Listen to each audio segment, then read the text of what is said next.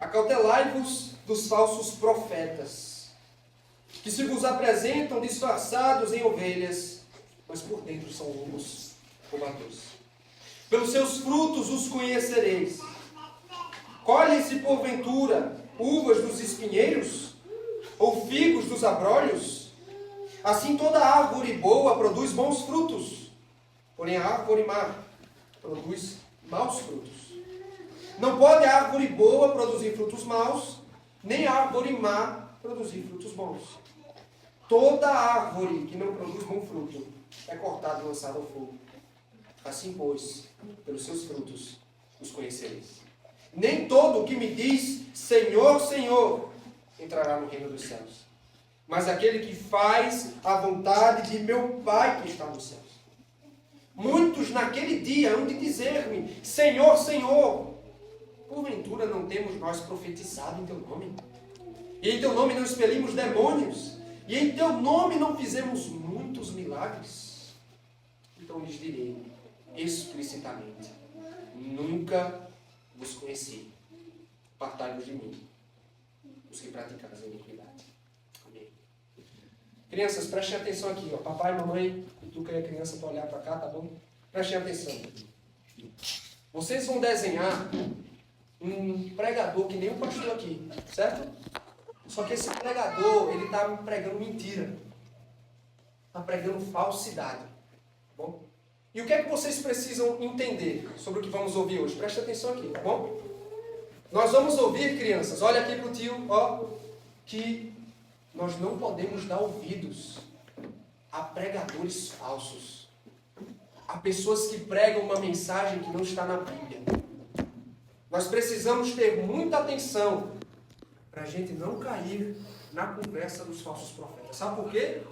Vocês lembram que a gente ouviu umas semanas atrás sobre a porta estreita e a porta larga?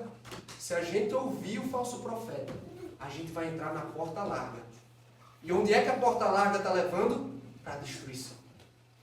Então precisamos ter muito cuidado com isso. E seguir aquilo que está na Bíblia. Tá bom? Então vocês vão fazer esse desenho. Faça o desenho de um pregador que está pregando mentiras, falsidades. Tá bom? Certa vez um fazendeiro, reagindo a os ladrões de melancias que invadiam suas propriedades, ele escreveu uma placa em seu campo que dizia, cuidado, uma destas melancias foi envenenada. No curto prazo, a placa ou a sua estratégia até que resolveu. Não mais melancias foram roubadas até então. Até que um dia, ele volta ao seu campo e se depara com o fato de que haviam modificado a placa. E estava escrito, cuidado, agora 2 melancias estão envenenadas. Astuto, não é mesmo? E se eu dissesse a você que o diabo é exatamente assim? Astuto, pernicioso. Ele opera de maneira similar, irmãos. Não importa a placa que você escreve. Ele dá um jeito de torcê-la e vir com uma coisa ainda melhor. Porque o diabo é um mestre manipulador e enganador. Foi isso que ele fez com Eva no Éden. É o que ele tem feito ao longo da história. Mas é o que segue fazendo nos dias de hoje também. Distorcendo a verdade. É por isso que Jesus agora reserva tempo para alertar os seus discípulos sobre a estratégia do astuto Satanás. Infiltrar falsos profetas no meio da igreja. E quanto a esse perigo, irmãos, Jesus, já ao fim do Sermão do Monte, emite uma séria advertência. Tomem cuidado. Acautelai-vos dos falsos profetas. O corpo do sermão já foi concluído, como ouvimos na semana passada. E Jesus passou agora as suas exortações finais. Isso não significa, porém, que suas considerações finais sejam de menor importância. Pelo contrário, elas versam sobre questões urgentes demais, irmãos. Foi o que ouvimos na semana passada sobre a porta estreita. E é também sobre o que Jesus há de tratar hoje. Sobre o perigo dos falsos profetas. E eu digo isso, queridos, porque ao longo da história do povo de Deus, registrada no Antigo Testamento, esse era também o modus operandi de Satanás atuar. Infiltrando profetas no seu meio, a fim de distorcer a verdade e enganar o povo. E assim como por meio dos verdadeiros profetas do Antigo Testamento, Deus os advertia. Cristo, que é como vimos na aula lá em cima, o profeta, ele emite uma séria advertência aos seus discípulos neste momento, quanto aos perigos que esses enganadores seguem oferecendo. E não só isso, irmãos. Ele também oferece conselhos sobre como esses lobos podem ser identificados. E se queremos nos proteger e proteger a igreja da influência e da ação dos falsos profetas, nós precisamos receber com muita atenção, com muito temor o que Jesus Cristo tem a dizer. E o tema da noite de hoje, eu gostaria de meditar com os irmãos. Preste atenção. Protegendo-se do engano dos falsos profetas. Protegendo-se do engano dos falsos profetas. Como evitamos, queridos, cair no engano desses lobos? Como nos protegemos de sua influência nociva? Jesus, já ao fim do Sermão da Montanha, ele nos oferece direção para reconhecermos e lidarmos com os falsos profetas. Em primeiro lugar, verso 15 ao verso 20, como evitar cair no engano do falso profeta, ou dos falsos profetas. O verso 15 a 20 nos dá uma resposta. Identificando-os por seus frutos. Identificando-os por seus frutos. Volte mais uma vez os seus olhos para o verso 15 comigo. Jesus começa com uma advertência. Acautelai-vos dos falsos profetas, que se vos apresentam disfarçados em ovelhas, mas por dentro são lobos roubadores. Para entendermos bem o peso do alerta dado por Jesus, nós precisamos interpretar o texto partindo de duas perguntas importantes. A primeira delas: o que é um profeta? O que é um profeta? Nós costumamos pensar em um adivinho, ou alguém capaz de prever acontecimentos. E ainda que previsão fizesse parte do ofício profético, a melhor definição bíblica para profeta é porta-voz de Deus. Porta-voz de Deus. Um profeta, portanto, irmãos, era alguém comissionado por Deus para falar em seu nome. Assim diz o Senhor. E para levar uma mensagem ao seu povo. Ou seja, os profetas são mensageiros da verdade divina. Então, da primeira pergunta, nós partimos então para a segunda. Então, quem são os falsos profetas sobre quem Jesus fala aqui? Eles são, irmãos, aqueles sobre quem os profetas falaram no Antigo Testamento. Por meio do profeta Ezequiel, o Senhor disse: assim diz o Senhor, ai dos profetas loucos, que seguem o seu próprio espírito sem nada ter visto. Tiveram visões falsas e adivinhação mentirosos que dizem: o Senhor disse, quando o Senhor não os enviou. Esperam o cumprimento da palavra. Também por meio do profeta Jeremias, o Senhor disse: porque desde o menor deles até o maior, cada um se dá a ganância. E tanto o profeta como o sacerdote usam de falsidade.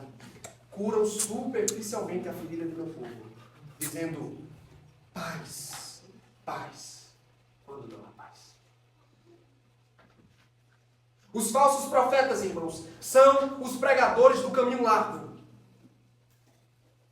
Sua real intenção é desviar as pessoas do caminho estreito pregado por Jesus. Isso porque a mensagem deles não promove pobreza de espírito, não promove arrependimento, obediência, sacrifício por amor ao reino. Pelo contrário, eles atraem as pessoas para o caminho mais fácil, dizendo: paz, paz, quando não há paz.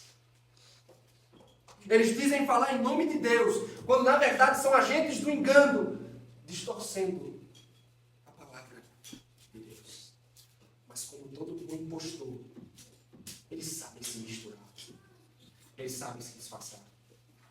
Porque segundo Jesus, eles se parecem, se comportam, falam como ovelhas do rebanho de Cristo, quando na verdade, por dentro, eles são lobos roubadores.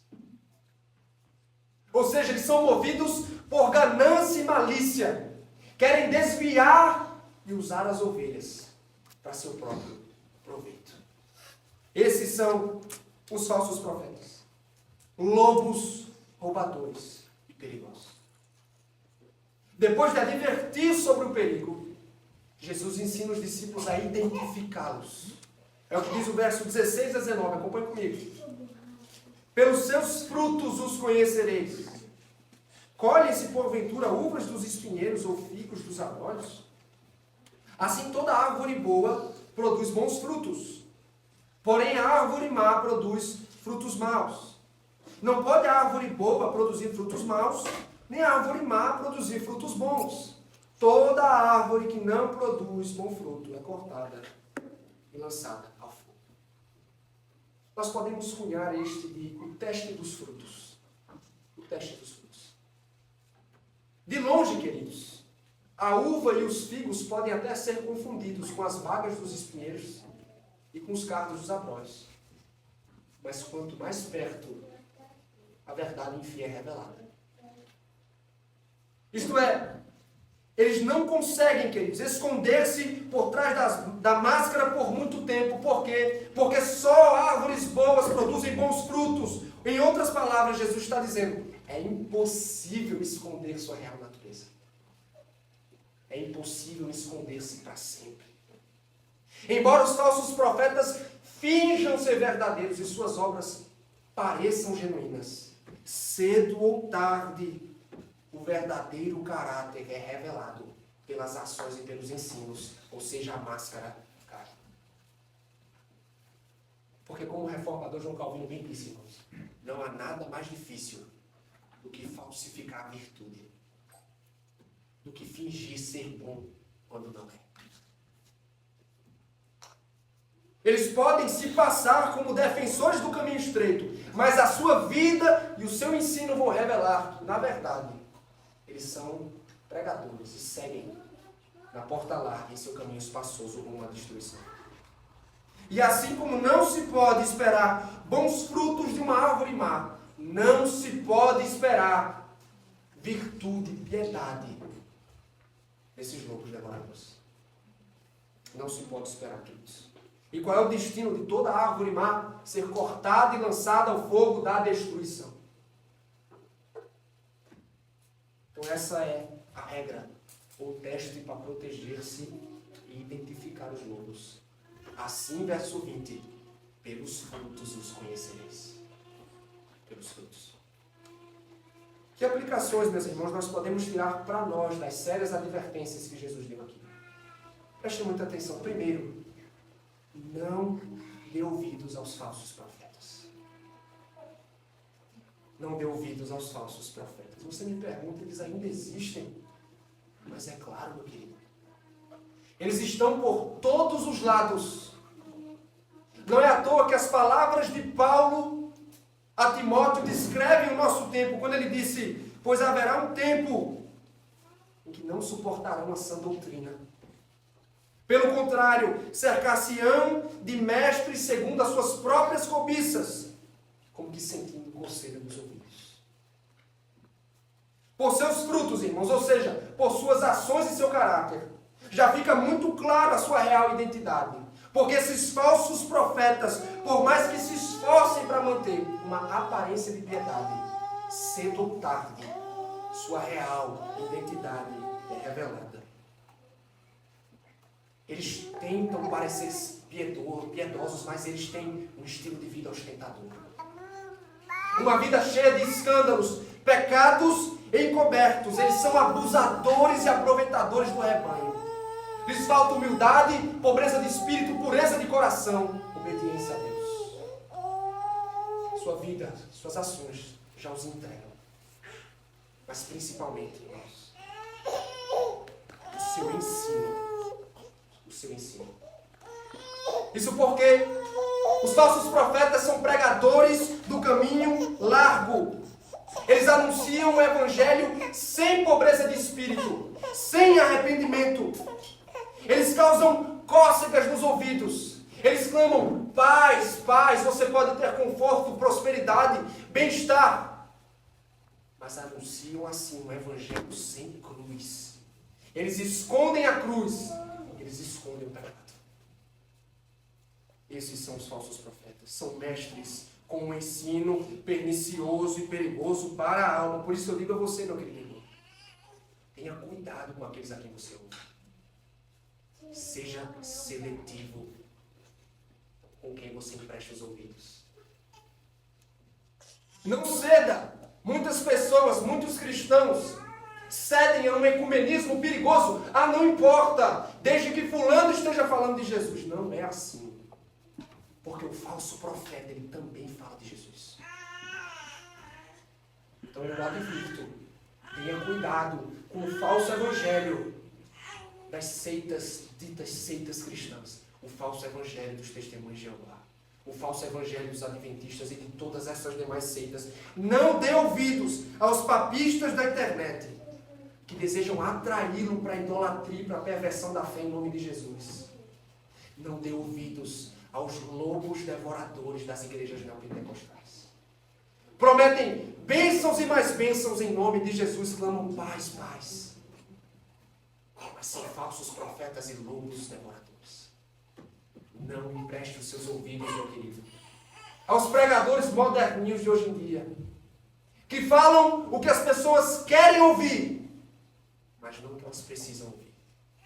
Arrependa-se, creia no Evangelho. Amém. Tenha cuidado, meu querido, não seja inocente. Os lobos devoradores estão por todos os lados, contando-nos para abocanhá-los. Segundo lugar, aos pastores e presbíteros, nossa função é proteger a igreja dos falsos profetas e doutrinas. Nossa função como presbíteros, e essa é uma aplicação importante, queridos, na nossa escolha e seleção de presbíteros. Nossa função é proteger a igreja dos falsos profetas e suas doutrinas. Me permita deixar uma coisa muito clara. Minha função, a função dos presbíteros, não é oferecer-lhe entretenimento. Não é oferecer-lhe motivação, conforto, bem-estar. A prioridade do presbítero, seja ele docente ou regente, é preservar a pureza da doutrina da igreja. Foi por isso que quando Paulo escreveu a Tito, sua epístola pastoral, ele disse que o presbítero deve ser apegado à sã doutrina, para ensinar, exortar e refutar os que se opõem a ela. O presbítero, portanto, é alguém munido com a sã doutrina para proteger a igreja da ação dos falsos profetas. E, consequentemente, toda a igreja séria, queridos, tem a instrução como prioridade. Instrução. Por quê, pastor? Por que instrução? Porque sem ensino, meus irmãos. Porque com estrutura, com conforto, com bem-estar, com programações para todas as idades, mas sem ensino, a igreja é levada por todo o vento de doutrina. E ela se torna vulnerável à ação dos lobos. Ela é posta em perigo. E aí você me pergunta uma outra vez, como se dá essa instrução na igreja, João? Em todas as suas atividades e programas, queridos. São oportunidades para o ensino, mas principalmente no dia do Senhor, por meio da exposição da Escritura Sagrada. É por isso que toda igreja séria precisa ter uma dieta sólida de exposição das Escrituras, porque quanto mais isso acontecer, mais a igreja será exposta, edificada na sã doutrina e protegida do engano. É por isso, meu querido, ouça o que eu vou dizer a você agora.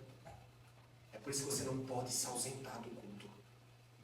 Porque quando o pregador é fiel à Escritura, Cristo fala. Você ouve não a voz do João, você ouve a voz do bom pastor, desde que eu seja fiel à Escritura. E se você se ausentar, se você fugir de onde está a voz do Senhor, você não vai dar ouvidos às suas advertências. Em algum momento você vai se tornar vulnerável. Quem fala no culto é Cristo, irmãos, o bom pastor. E as ovelhas precisam ouvir sua voz. Mas além da instrução, além do compromisso com o ensino, os presbíteros precisam ser criteriosos com aqueles que chegam ao nosso meio.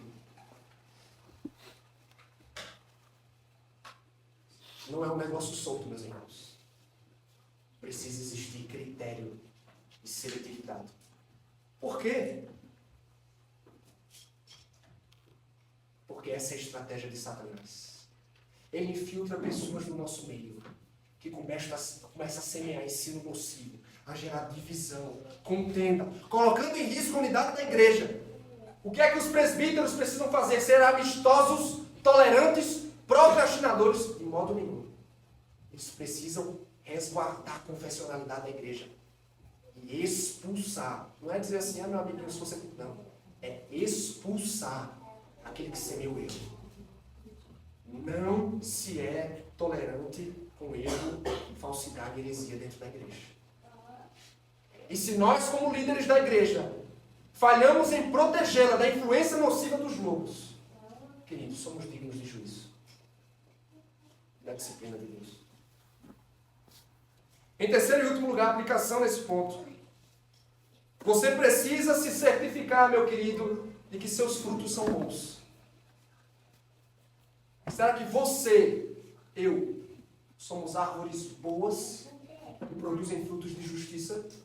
Ou será que somos árvores más, cheias de frutos apodrecidos?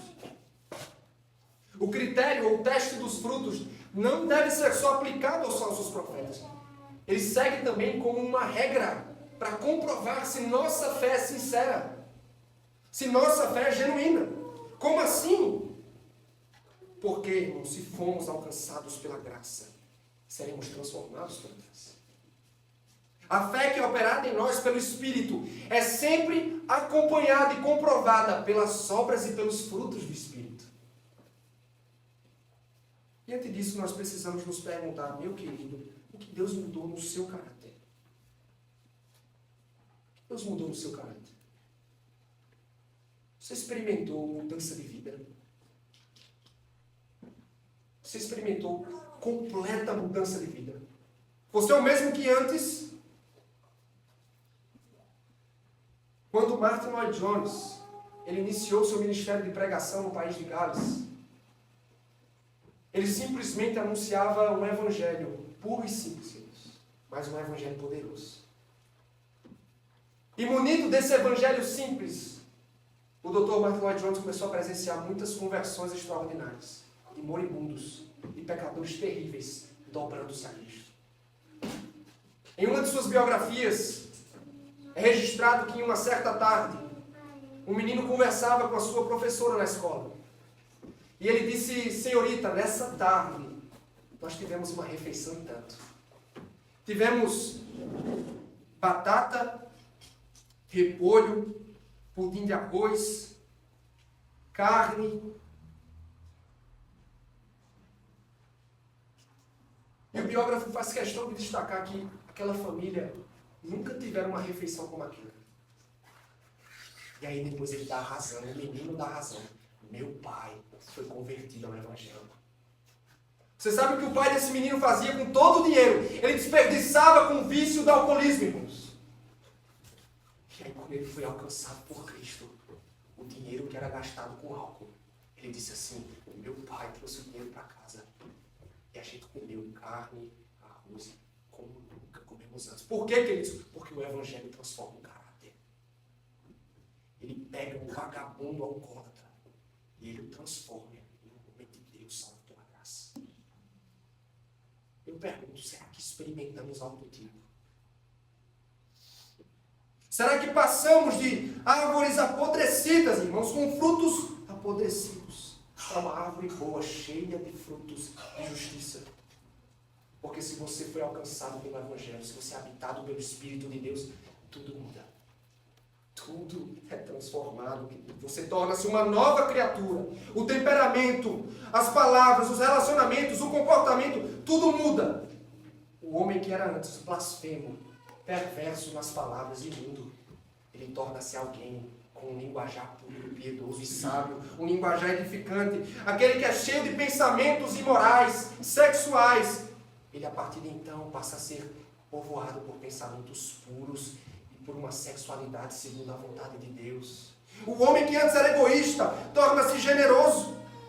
O rebelde torna-se obediente a Deus. O homem e a mulher que antes eram explosivos e desequilibrados, dentro da sua casa, eles se tornam ambos um marido equilibrado e temperado. E uma esposa, uma mãe paciente e misericordiosa. Por quê, irmãos? Porque o Evangelho muda. O Evangelho transforma o caráter.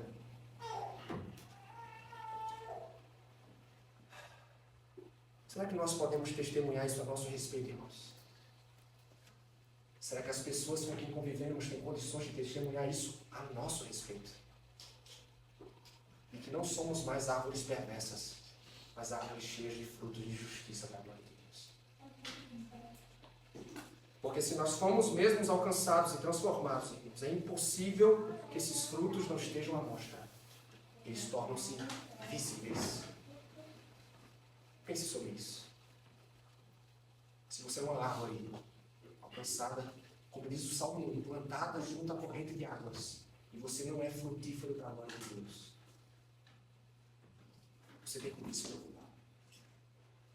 Em segundo lugar, nós estamos meditando no tema protegendo-se do engano dos falsos profetas. Primeiro, Jesus nos ensina a identificá-los por seus frutos. Em segundo, verso 21 a 23, ele nos ensina a olhar ou a buscar pela obediência à vontade de Deus. Buscando pela obediência à vontade de Deus. Entenda que aqui não há um rompimento de assunto. Jesus está ainda tratando da questão dos falsos profetas, mas ele a estende um pouco mais. Ele fala da consequência final do caminho largo para os falsos profetas e para todos os demais que os acompanham. Vamos ler o verso 21. Diz assim: nem todo o que me diz Senhor, Senhor entrará no reino dos céus, mas aquele que faz a vontade de meu Pai que está nos céus. Convenhamos, queridos, essa confissão de fé até parece ser sincera. Ela corresponde aos critérios bíblicos. Ora, o apóstolo Paulo, escrevendo aos Romanos, disse que se você confessar com a boca que Jesus é Senhor e crer no coração que Deus o ressuscitou dentre os mortos, você será salvo. Então, uma leitura superficial dela nos leva a dizer: essa confissão corresponde aos critérios bíblicos. Ela soa ortodoxa, afinal de contas, ela reconhece que Cristo é Senhor. E por meio da repetição, Senhor, Senhor, eles nos passam a impressão de devoção, de sinceridade. Mas, na verdade, irmãos, ela falta com um critério mais importante. Ela não é genuína. Ela não é uma confissão genuína. Porque o impostor pode facilmente mascarar uma falsa confissão de fé. E como é que eles são desmascarados? Por meio de um outro teste. O teste da obediência à vontade de Deus. O teste da obediência. Isso porque com os lábios é possível afirmar Senhor, Senhor, mas a vida nega a sua confissão. Alguém apresenta-se como ovelha, seguindo pelo caminho estreito, quando na verdade é um lobo confortável no caminho espacioso. Portanto, não é a mera confissão de fé que abre as portas do reino dos céus. É a fé genuína que é comprovada, confirmada pela obediência à vontade do rei. Para provar seu ponto, querido, Jesus então antecipa uma realidade futura. Ele antecipa algo que vai acontecer no futuro. Verso 22. Muitos naquele dia hão de dizer-me: Senhor, Senhor, porventura nós não profetizamos em teu nome? E em teu nome não expelimos demônios? E em teu nome não fizemos muitos milagres? Que dia é esse, irmãos? É o dia do juízo. É o temido dia do juízo. Na consumação de todas as coisas, segundo Jesus diz em Mateus 25, o Filho do Homem virá da glória dos céus, junto com os anjos, Ele se assentará no seu trono de glória. Ele vai reunir as nações na sua presença. E ele vai separar os bodes e cabritos das ovelhas. Ele vai assumir a posição de juiz e vai emitir o seu veredito. Só que mesmo neste dia temível, haverão alguns que vão ousar questionar a decisão do Senhor. Questionar o veredito do Senhor. Primeiro, ao chamá-lo Senhor, Senhor, a intenção deles é dizer: Senhor, nós somos teus servos, fomos leais a ti. E depois disso eles usam um currículo espiritual. E convenhamos, é um currículo impressionante. Eles profetizaram, eles foram porta-voz de Deus. Eles expeliram demônios, irmãos. E fizeram não alguns, nota o detalhe do texto, mas muitos milagres. Muitos milagres. E o detalhe mais importante é a repetição da expressão em teu nome, acompanhada de todas essas obras. É como se insistissem que todas essas obras foram feitas a serviço de Jesus e por meio do poder de Jesus. E o curioso, porém, é que Jesus não nega. Ele não nega essas alegações. Parece que ele realmente reconhece que eles se apresentaram como seus servos e realizaram grandes obras em seu nome. Mas como é então a reação de Jesus Cristo? Como ele os responde? Verso 23. Então lhes direi explicitamente: nunca vos conheci. Apartai-vos de mim, os que praticais a iniquidade. Como assim Jesus não os conhece? Sendo ele Deus, ele conhece todas as coisas, inclusive os falsos profetas e suas más intenções. Mas não é desse tipo de conhecimento que o texto fala. Essa linguagem é muito comum na Bíblia para descrever um conhecimento íntimo, um conhecimento relacional, pactual. Não é à toa que versões mais antigas da Bíblia traduziam a relação sexual entre casais da seguinte forma: em Gênesis 4, e conheceu Adão a Eva, a sua esposa. O Senhor, falando do seu amor por Israel, ele disse assim, de todas as famílias da terra, somente a vós conheci. Portanto, todas as vossas injustiças visitarei sobre vós. Somente a vós conheci. E por fim, o próprio Jesus, conforme registrado no Evangelho de João, ele diz assim: eu sou um bom pastor. Eu conheço as minhas ovelhas e elas me conhecem. Irmão, Jesus está falando sobre o conhecimento do coração, sobre o amor eletivo, o amor pactual, a comunhão íntima. Sendo assim, quando ele conhece alguém, isso significa dizer que este alguém é amado, pertence a Cristo, tem parte com ele. E isso não pode ser dito sobre os falsos profetas. Embora alguém alegue servir ao Senhor, ouça isso, e ter feito maravilhas em seu nome, eles vão ouvir naquele dia que Jesus não tem parte com eles. Eu nunca tive relação com vocês. Vocês não são minhas ovelhas. E qual é o critério que Jesus usa para isso? Porque ao invés de obedecerem à vontade do Pai, eles viveram para praticar iniquidade e para viver segundo as suas próprias vontades. Embora pensem estar no caminho estreito, eles serão destruídos porque seguiram a vida no caminho errado. E quanto a nós, meus irmãos, o que podemos tirar de lição para a nossa vida? Ouça isso. Tem uma única lição aqui, mas eu quero que você ouça com atenção. Priorize a obediência a Deus no lugar das realizações para Deus.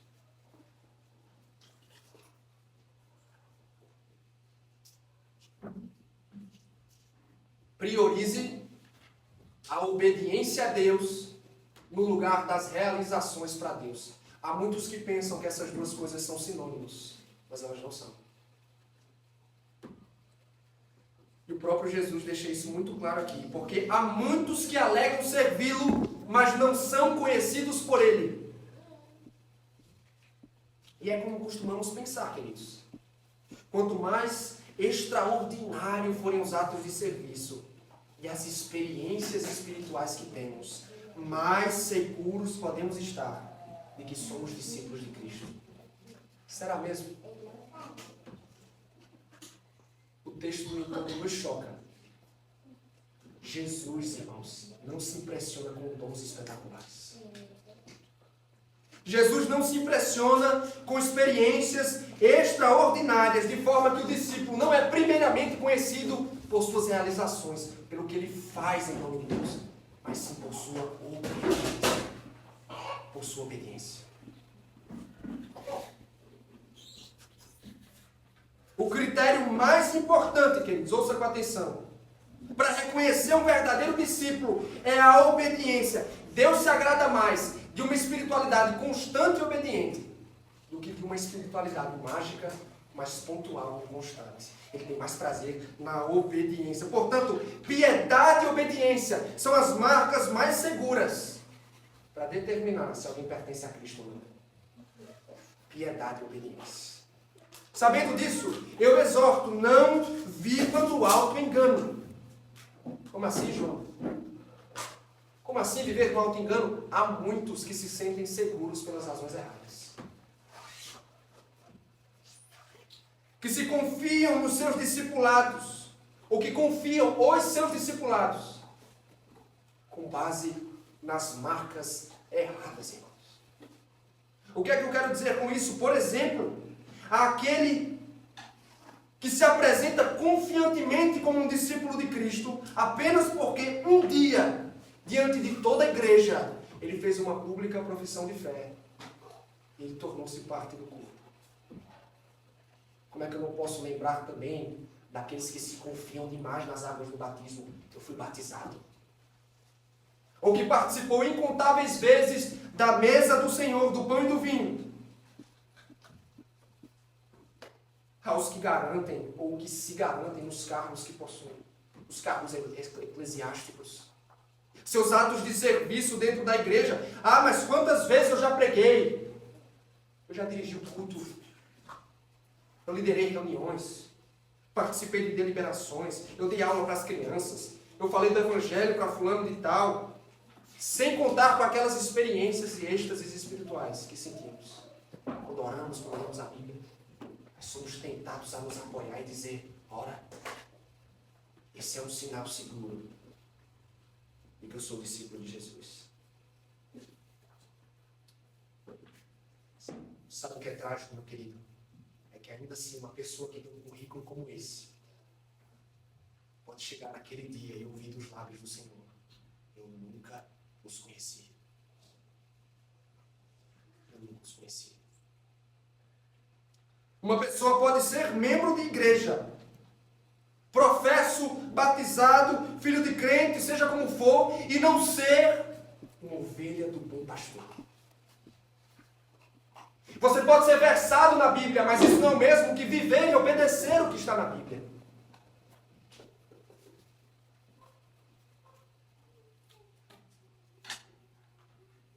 Jesus não se impressiona, meu querido, com o nosso currículo espiritual impressionante. Ele não se impressiona com as nossas experiências. Ele procura por obediência. A obediência é a marca principal do verdadeiro discípulo. Foi por isso que Jesus disse, se vocês me amam, aos seus discípulos, vocês guardarão os meus mandamentos. Vocês vão viver os meus mandamentos. Se conhecemos a Cristo, se temos comunhão e relação pactual com Ele, nós vamos viver conforme a vontade de Deus. Eu pergunto, querido irmão, será que é como temos vivido? Será que vivemos para obedecer à vontade de Deus ou para fazer a nossa própria vontade?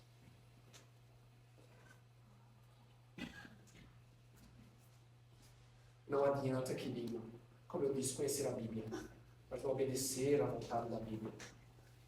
Não adianta fazer pontualmente para o Senhor, mas viver uma vida de iniquidade, de desobediência.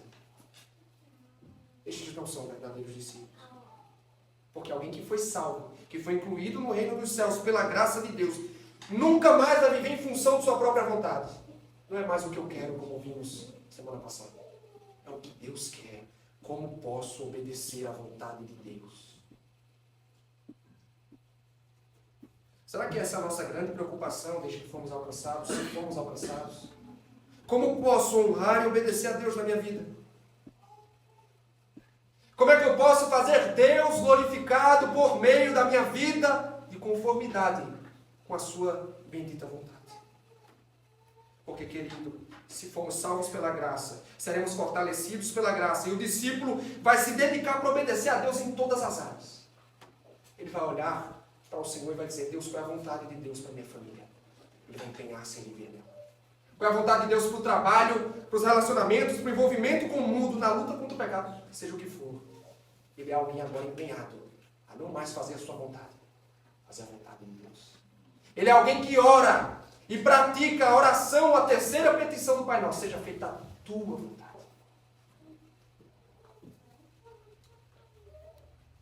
Então, meu querido, ouça isso pela última vez.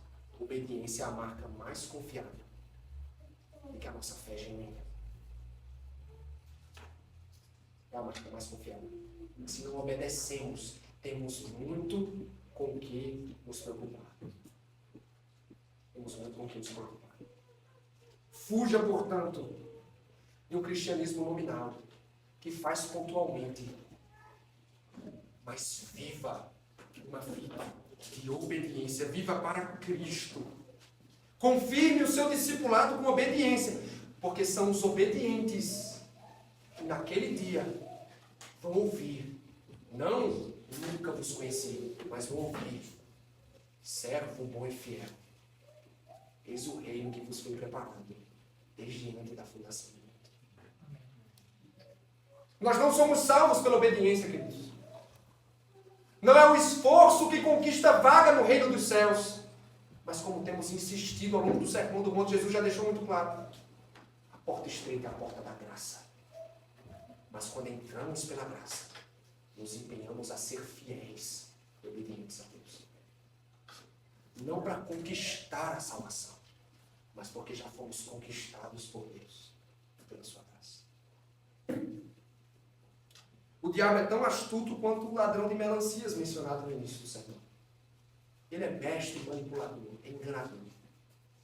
Desde o princípio ele tem distorcido a verdade com seu engano e falsidade. É por isso que ele infiltra falsos profetas no meio da igreja. E talvez você tenha chegado aqui na noite de hoje confuso e se perguntando, no meio desse mundo com muitas vozes paralelas, a quem eu devo ouvir? Será que existe um profeta confiável? E a resposta é: sim, existe um profeta confiável. Um não, o profeta, Cristo Jesus. Sobre si mesmo ele diz: eu sou a verdade. Ele é o verbo, ele é a palavra divina. Ninguém pode dizer assim, diz o Senhor, como Cristo. Portanto, na noite de hoje, dê ouvidos à voz de Cristo falando no Evangelho. Se você der ouvido aos pregadores do caminho largo, você vai caminhar com eles rumo à destruição. Mas se você der ouvidos ao Cristo que fala por meio do Evangelho, se você abandonar o caminho largo, se você se arrepender de seus pecados, se você crer que esse Evangelho é poderoso para salvá-lo de seus pecados para sempre, você vai encontrar aquilo que a porta larga e seu caminho não pode oferecer: vida eterna e paz com Deus. Depois disso, meu querido, uma vez salvo pela graça, viva pela graça e obedeça ao Deus que salva em você.